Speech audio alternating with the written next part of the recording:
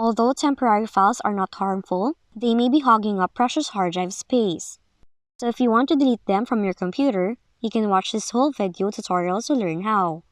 So for the first method, use a disk cleanup from your computer. Do that by searching for disk cleanup.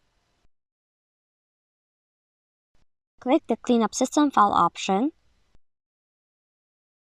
Select the files you want to delete by clicking the checkbox. Then click OK to delete all the selected files. You just have to take note that this may take a while if you're deleting several gig of files. Next up, delete Prefetch files. Do it by opening Run, type in Prefetch, then press Enter. Now this will open Prefetch folder, and you'll have to enable the option to display hidden files and folders to see Prefetch files.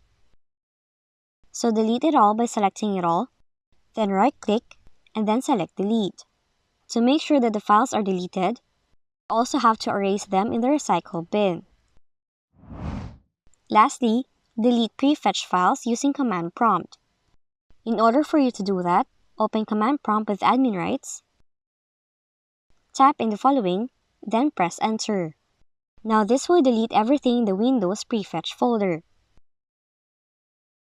So those are the ways on how you can delete temporary files and Prefetch files from your computer.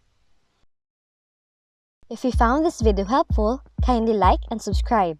You may also click and turn on the notification bell so you can be notified from whenever we release new videos.